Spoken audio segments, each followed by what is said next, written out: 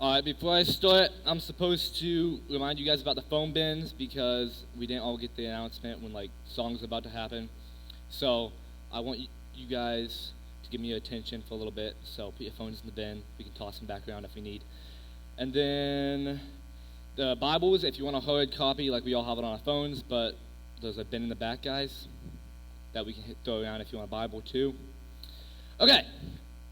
And so you might need a Bible if you're going to give your phone up, if you want to follow along. Okay, so my name's Luke, for those of you who don't know me, and I've given a couple talks at Synergy before, but this is probably my last one, because I'm a senior, so it's kind of sad, and which means I'm pretty much going to say whatever I want, right? Whatever I've wanted to say over the past 4, 6 years, 7 years in youth group, I'm going to say it tonight, okay?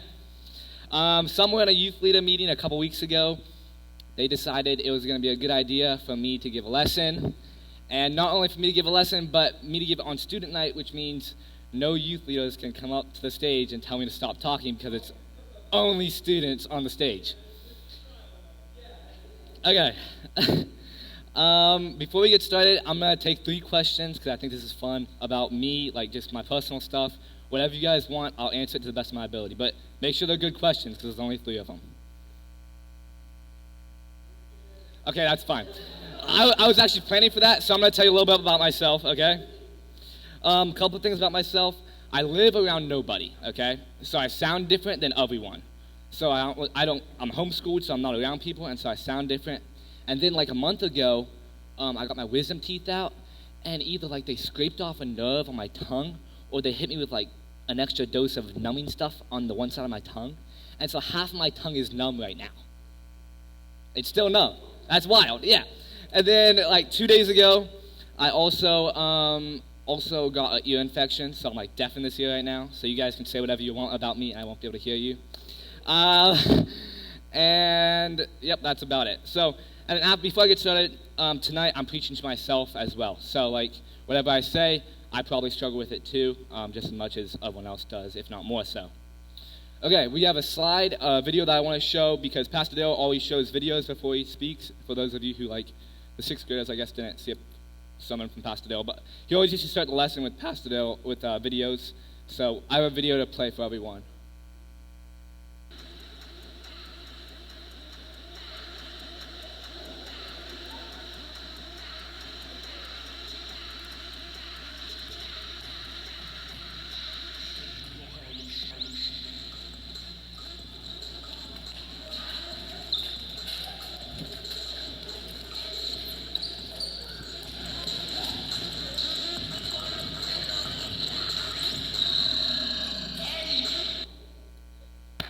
All right. I hope you guys enjoyed that. So that's the Harlem Shake. It was a thing like when my oldest sibling was in high school. The youth group did it one time before Pastor Dale was here. And then the guy who came in and dunked the basketball, that's actually my brother-in-law in high school. And so it's like an embarrassing video that he told me not to show to anyone, so I'm showing it to all of you. All right. Now we're going to pray because I can't teach by myself. I need God's help. Okay, thank you, Jesus, for this good day and for everything you blessed us with. Thank you that I have the opportunity to preach to the youth group tonight, and hopefully I can get something out of it, and they can too. Give me the words to say, and that your spirit will be moving tonight. In Jesus' name, amen. All right. So we can do the next slide. Yeah, it's already up there. Okay, so the first question is, like, do you have a relationship with God, right? And that's where your identity is. So not only, like, are you friends with God or do you know God, but do you have a relationship with God? Identity precedes activity. So you need to find your identity in God before you start like living out your life for Him. Okay? And that first and foremost, you find your identity in God, you have a relationship with God, you know God, right? This like is evidence of a gospel-infected life. That's a quote from a guy in Florida. My brothers go to the church. His name's Pastor Joby Martin. Evidence of a gospel-infected life. And it's like, if your life is infected by the gospel, like it's a sponge analogy. So whatever you fill your sponge up with, you throw it against the wall, and whatever comes out of it, that's what your life is infected with. Right? So if you like get mad and instead of, punching your brother like I often do, or, something else, you're like, oh, that's okay. I'll take the fall for that. My mom always says, be like a duck, let it run off your back, right? So, evidence of how you react to bad stuff that happens in your life is your evidence of a gospel-infected life. Lip service is useless, lifestyle matters. So we're going to talk about that a lot tonight. What I mean by that is like, I grew up in the church, so I can say all the right words and I can pray all the right prayers, but if my lifestyle does not reflect that, then it means nothing, right? So, I mean, I feel a lot of times people come to church, like myself, I've grown up in the church, and then I just walk the walk and talk the talk and don't really live it out, right? Okay, we can go to the next slide. This is the most scary verse, probably in my opinion, in the Bible, so I figured why not preach on it. Can someone read that for me? Anybody wants to do that for me? Really loud, because we don't have a microphone. Okay, I'll read it. All right. Not everyone who says to me, Lord, Lord, will enter the kingdom of heaven, but the one who does the will of my Father who is in heaven. On that day, many will say to me, Lord, Lord, did we not prophesy in your name and cast out demons in your name and do many mighty works in your name? And then I would declare to him, I never knew you. Depart from me, you workers of lawlessness. So basically, like on Judgment Day, we all come before God, and he's saying, not everyone says to me, I prayed that prayer, right? And not everyone, it's like a random guess, like not everyone is going to heaven. Because when he says, depart from me, you workers of lawlessness, he's saying depart from me. And if you're separated from God, you're in hell, right? And that's a scary verse, because that means it's not just what I said, what the prayer I prayed when I was 8, 12. That's not just that. That means it's more than that, right? There's two kinds of faith here he's talking about, which is super wild. Which means there are going to be some very surprised people on Judgment Day, Not everyone, he literally calls his shot here. He calls his shot. He says, it's not even going to be a surprise, because he told you right here, not everyone who says to me, Lord, Lord, will enter the kingdom of heaven. So what this also says is that there is a type of faith that is not saving faith. Right? So some of us have faith, but it's not saving faith, because even if you cry out to God, Lord, Lord, did we not do works in your name and prophecy in your name? And he will say, and cast out demons in your name, and he will say, depart from me, I never knew you. So there's a type of faith that does not get you to heaven, apparently. Okay, you can go to the next slide. I did the slides, so everyone is going to be different, because I have ADHD. But anyway, so James 2:19 says, you believe that God is one, you do well, even the demons believe and shudder. So, can anyone tie those two verses together? What does that mean there? I hate the awkward silence, guys, so I'm always the first. Go ahead.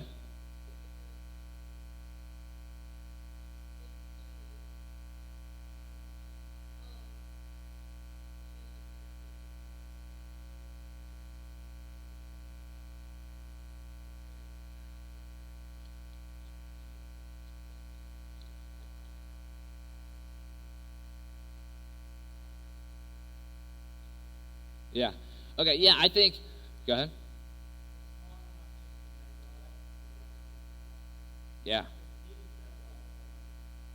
Right. And not only does it say the demons know God, it says even the demons believe. Oh my goodness, I believe in God. I'm not a demon though, so even the demons believe and shudder. So not everyone who knows God, reinstating a fact, there is a type of faith that is not saving faith. So just because you believe in God, it does not mean that much. That's what he's saying. We can go to the next slide.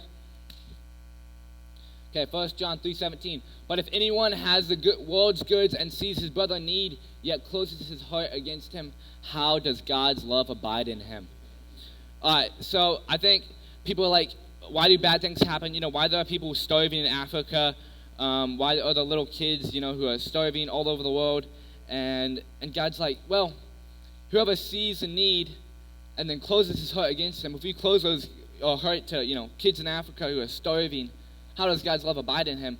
We're like, God, why did you not do anything for them? He's like, well, I did.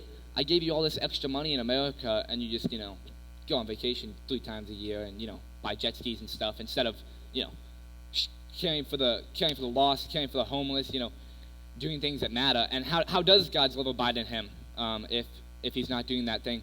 And I think there's a verse where it goes, "For him who knows what good it is, and then he doesn't do it, for him it is sin." Which is kind of ties into that. So if you see something bad going on, like someone's getting bullied at school or something, and then you don't step in. I don't go to school, so I don't really know. But how does God's love abide in you if you don't do the right thing and don't carry it out in your everyday life? So God doesn't need your good works, right? People do, because we don't get to heaven on our works, because we don't believe in that. If you place your faith in Jesus, and then your evidence that you placed your faith in Jesus is your good works, right? And none of our works can ever measure up to God, because God is everything to us, and He created us. None of our good works will ever measure up to God, but He wants us to do good works because the people need them. And this, it doesn't mean we're getting to heaven on our works. We get to heaven on our faith, but our works will never be good enough. I already said that. But so anyway, you get to heaven on your faith, but your evidence of a gospel-infected life is your good works, right? Okay, you can go to the next slide. Okay, 1 John 4:12. No one has ever seen God. If we love one another, God abides in us, and His love is perfected in us. So this is carrying out like the greatest commandment. Love everyone as yourself, and love your God. Love your God. I have this verse I think later, but love your God as yourself. Love your neighbor as yourself, and love your God with all your heart, mind, and soul. Right? And that's the greatest commandment. Love on people, like our church says in the saying. Love is not a feeling. Love has feelings. You might feel like you love someone, but that's not what love is. Love is a verb. So doing something in the Bible defines love as like protection and provision. So if you are caring for someone and seeing the need and going out and serving them, that is love.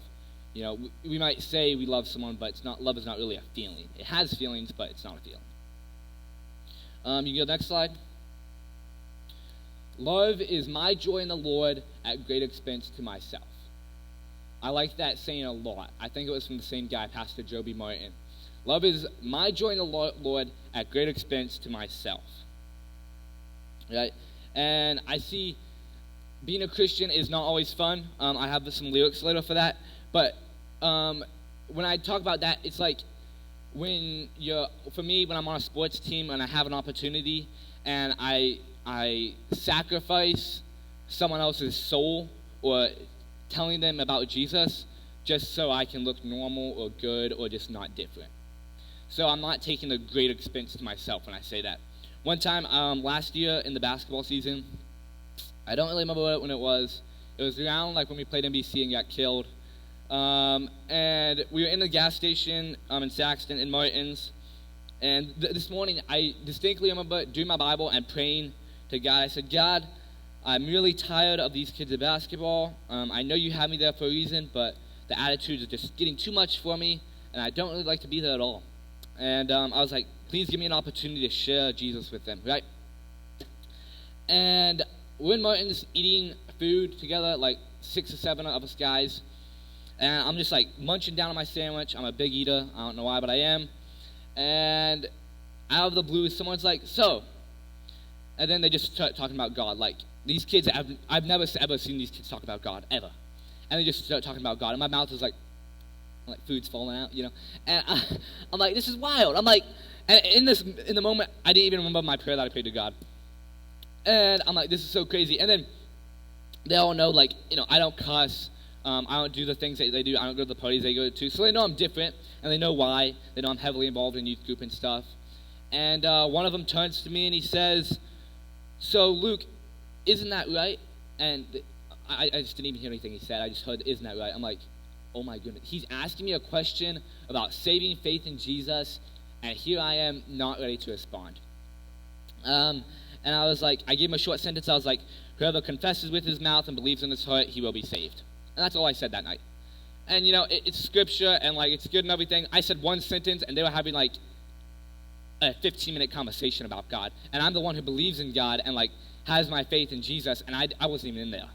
I was so shocked. I'm like, this is crazy. And then before I could do it, the conversation was over. Missed opportunity, right? So pray for the opportunities because they will arise. And every time I have prayed for one, I think I've gotten one, which is so crazy. Like prayers, somebody gave a lesson on prayers in the last week or two. I don't know if it was a sermon or a Sunday school lesson, but somebody gave a lesson on prayers. I think Miss Jenny in Sunday school who gave a lesson on prayers. And manifest your prayers. It sounds kind of weird to say that, manifesting, but manifest yourself sharing Jesus to people, which is what I do. I'm like, if I get this in this situation, they ask me, I'll be ready because I'm not going to fail again, right? And pray to God, God, please give me the opportunity today to show Jesus to someone. And, God might turn down some of your prayers, but next to never, he turns down that one if you're looking to share Jesus, right? All right, where am I at here? We can go to the next slide. So faith by itself, if it does not have works, is dead. James 2:17. So that's like saying you're different kind of faith, right? And that's the different kind of faith he talks about. If it does not have works, it is dead. So, depart from me, you workers of lawlessness. That might be the faith he's talking about there. If it does not have works, if you have no fruit, if you bear no fruit on your tree, then it's dead. There's this guy, the singer, and he actually went to my mom and dad's church when they were like newly married in Kansas, and he was like, you guys know the song "Awesome God, My God is an Awesome God, He Reigns." Anyway, he made that song. That was like his song he was really famous for, and he was up and coming artist, and he pretty much just like sang about Jesus, and that was it. Like no glitter, just came on stage and sang about Jesus, and he's wild. His name is Rich Mullins. And you guys can look up on Spotify. And then he died when he was like 30 or 40 something. He wasn't wearing his seatbelt in a Jeep, and then he fell out of the Jeep and a semi hit him. So that sucks. But he'd still be alive today. But he has a bunch of songs that just sing about Jesus. So that's one way to fill your life up, fill your sponge up with Jesus things. One way for me, sometimes I'll find myself in the car like, I don't have anything listening, and my thoughts just wander. And if I'm not going to be listening to anything, why am I not turning on Jesus music, right? So not just like the contemporary, like upbeat stuff, that's fine. But if you're constantly filling your head with Jesus words and Jesus sayings, and a lot of songs are just God's scripture in a song, and it's easy to remember. And so when I throw that sponge against the wall, and I get mad at something, that'll come out of me. So anyway, in his one song, he says, faith without works is like a screen door on a submarine. You guys think about that for a second? Screen doors don't really work on submarines because you're completely underwater. So your faith would be the submarine, and then your screen door would be no works, right? So just everything comes in, and you just left there to drown because faith without works is dead. All right? The next thing I have is I was listening to a podcast or something. Another thing is Jesus podcasts. Like, I can't even give you, like, sermons from different churches. They upload the podcasts, and then you can listen to them if you want to do that. That's another thing to fill your sponge up, And one thing, a frog analogy. There's this analogy about a frog. And if you put a frog in cold water, or if you put a frog in boiling water, what's the frog going to do? It's going to hop out because hot water is hot. It's going to hop out. But if you put a frog in cold water, it would just kind of chill there because frogs like cold water. But then if you slowly heat the water up, the frog will keep chilling there because it doesn't really notice the difference. And then you can almost get to boiling water, and then the frog will either die or then it will jump out. But you can get really hot, right, without the frog noticing. And I think that's how it is in our Christian faith too. Like, I was born in the church and raised in the church, and I was kind of put in that cold water and like just slowly adjusted, then in my comfort zone, and then before long, like, oh shoot, all these things in my life are going wrong, and then I hop in the water or I die, or my faith is dead. And that's how it is. And then you put someone who's already past that stage, and you share Jesus with them, and they're on fire for Jesus because they felt that boiling water and like, oh man, I gotta go tell everyone right now. So we get so used to the everyday, come to youth, come to Sunday, come to church, and then we're just like kind of dead in the water and just floating there. And then we hit like a shot of like momentum, a camp or something. Oh my goodness, I am living for Jesus again. And then we're back on track. And, we want to try and eliminate that. So somebody said a lot of sermons ago, I don't know who it was, but I think it was a momentum actually, and somebody said, if you're feeling dead in your faith, just walk up to someone and start sharing Jesus with them. And your faith is no longer boring, right? If your faith is boring, walk up to someone and start sharing Jesus with them, because now you have answers coming at you. You're interested because this is something that matters to you.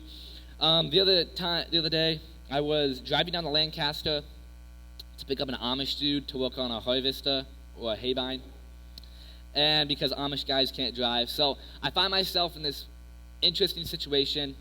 A truck and a trailer in Lancaster is far away from my house, as it is from your guys's, and then the truck breaks down, and like this, right before we got on the turnpike, I'm like, this kind of stinks, this Amish guy.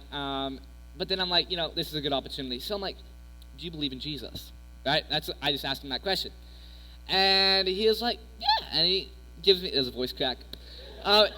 It was only a matter of time before I had a voice crack in front of everyone. But, and he's like, I was like, do you believe in Jesus? And he was like, yeah. So he explains his entire faith out. And by the end, this guy has me converted. No, I'm kidding. But he explains his entire faith out, and he believes what I believe, okay? He believes exactly what I believe. The only difference is he thinks cars and phones cause you to sin, and electricity too, apparently. And so he keeps those three things out of his life, and that's how he lives. That's his choice. And he's a cool guy. I'm asking about everything. But my faith was no longer boring in that moment, right? I might not have done my Bible that day. I probably didn't. I might not have listened to Christian music that day. I probably didn't. But I asked that guy, what does Jesus mean to you? Do you know who Jesus is? Do you follow Jesus? And my faith was not boring that day, to say the least, right? We had a 30-minute conversation on my faith and his faith. That was awesome. Okay. Now I'm going to share some cliche tips on how to share Jesus. So next slide. So this is my dad and me. We just came out of the silo, and the silo has corn in it, and the blower's on, and we get all covered in corn. And it's kind of a miserable experience. Heath and I had to do it yesterday actually. And I stuck Heath with a bad job. Heath was drenched in sweat and digging in the corn. And I'm just having him hand me the shovel and throw it out. And I give him the shovel back. And I'm not even sweating. And Heath's like, Luke, this is the most I've ever sweated. Anyway, and so we get in the silo every so often, and that's what that picture's from. But one thing about my dad, he's a very good shot with a rifle, okay? He's insanely good. One time I was shooting clay pigeons with my friends off my front porch, and they're like, oh, Mr. Barnett, come shoot with us. I'm like, guys, you don't want him to shoot. And they're like, yeah, come shoot. I'm like, no, you don't, you just don't understand. And we want your dad to shoot with us. I'm like, all right, fine, let's go. And they're like, all right, let's put one in for him. I'm like, no. I go over the clay pigeon toss, and I put 2 or 3 in. And we don't have an automated shotgun, so it's a pump action, which means it takes a lot of time to fire one, pump it, get the shell out, pump another one, line the sights up, hit another one, right? And we put 3 in and launch that thing.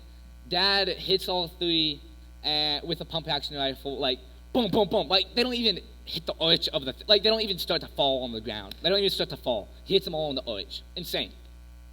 And my friends were I'm like, I told you, it's a waste of time. He just wasted our clay pigeon shells, okay? But anyway, he's a really good shot. And why is he a really good shot, guys?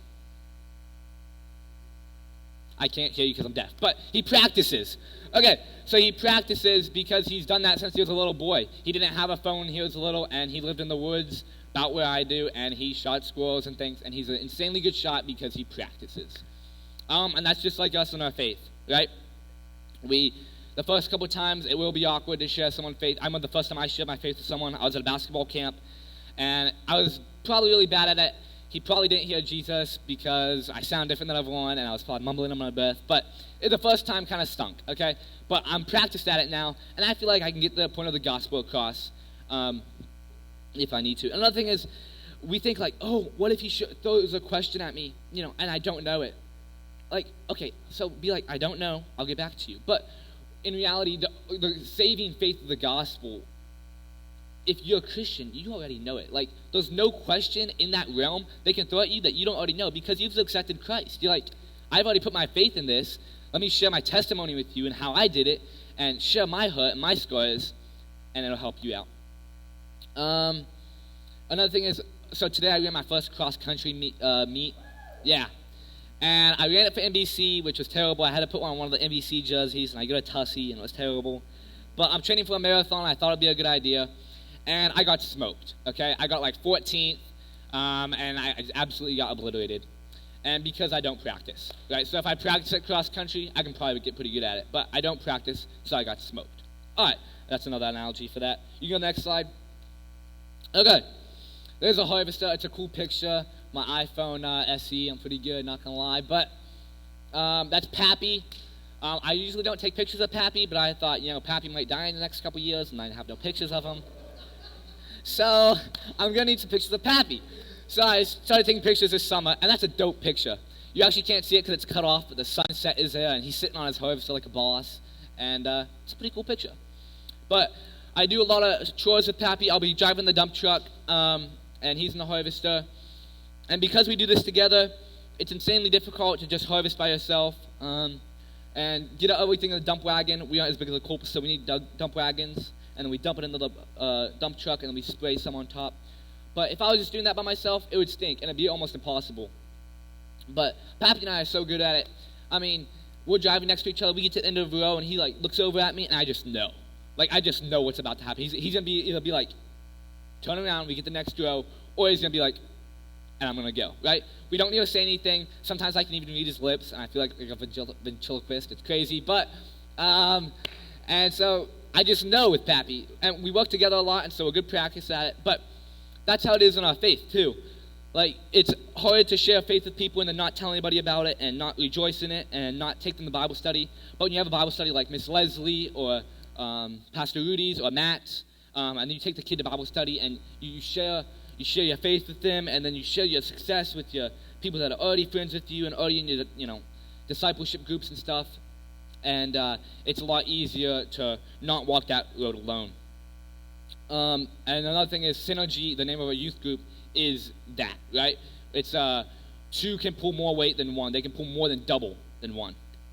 Okay, so not only more than double, but that was one thing that Heath, no matter this summer, he's like, I heard him share what he learned this summer 3 times, and every time it was 2 horses can pull more than double than one. I'm like, that's crazy, man. Every time. But it's so true, right? So you and your friend can go through life together pulling way more weight than just one of you. Okay, so the next Jesus music lyric I'm going to share, I'm probably running out of time, but and it says, One Awkward Moment by Casting Crowns. In the chorus it says, one word, one hand, tell me that too high a price. One awkward moment could be the one that saves a life. Your hurt, your scars, God will use to open her eyes, his eyes. One awkward moment, you'll see the gospel come alive. I think that's really impactful and touching. It is only one awkward moment in all of eternity. That's wild, So, literally forever, one awkward moment. I think that's probably worth it. The next one is "Stay Away from Jesus" by Matt Papa. This is just he sings about Jesus, and so he's not that famous, but he's really good. He says, "You won't ever hear this song on Christian radio because the Jesus that I serve is not safe. He'll say, take your cross and die. So if you want a comfy life, stay away from Jesus." Which is so true. If you guys if you want a comfy life, you should stay away from Jesus because it's not called to be comfortable, right? We're called to go out and serve and make it awkward and tell people about Jesus. He says, "Narrow is the gate and hard is the way. Hate the ones you love and love the ones you hate. Eat my flesh and drink my blood, but if your works are good enough, stay away from Jesus. Oh, let the children come, oh, let the prideful run. The Lord is his name, has died in the world to save." He says, "Not be neither hot nor cold. You can't serve God and gold," right? You can't serve things of this world and God. It's one or the other. "Indifference is the road that leads to hell." If you're afraid to be different, that's the road that leads to hell, right? If you're afraid to be different than everyone, get out of the faith because it's not for you. If you want a comfy life, get out. So the last song we're going to sing, we're actually going to sing this one here in a second, but it's "Only Jesus" by Casting Crowns. Yeah, go ahead. But I was going to call you up, but it's fine. I don't have that cool moment. But make it count, leave a mark, build a name for yourself. Really focus on the lyrics when we sing it. Dream your dreams, chase your heart above all else. Make a name the world remembers. And that's what the world tells us to do. Make a name the world remembers. But all an empty world can sell is empty dreams. I get lost in the light if it was up to me. To make a name, the world remembers, but Jesus is the only name to remember. And I don't have to leave a legacy. I don't care if they remember me, only Jesus. And I've got one life to live. Let every second point to him, only Jesus. All the kingdoms built, all the trophies won, will crumble into dust when it's said and done. Because all that really mattered, did I live the truth to the ones I loved? Was my life the proof that there is only one, whose name will last forever? Only Jesus. And I don't want to leave a legacy. I don't care if they remember me, only Jesus. And then the third verse is good too. Can you go to the last slide? All right, this is my favorite verse, I think, in the Bible. You can't see Matthew because I'm terrible at PowerPoint, but Matthew 25:23, his master said to him, "Well done, good and faithful servant. You have been faithful over a little. I will set you over much. Enter into the joy of your master." And that verse makes me cry every time I read it, because it's all said and done, and we're before God, and we say, his master said to him, "Well done, good and faithful servant. I have set you over a little." He set us over a little just to share Jesus. I will set you over much in heaven. Enter into the joy of your master. Guys, I could read that 100 times and cry every time. I'm such a baby for that, and a female, but it's so good. It's so good. So really focus on the last. Don't listen to the music. Hank and Alex are really good, but don't listen to the music. Just listen to the words on this last song. It's crazy good. All right, thanks, guys.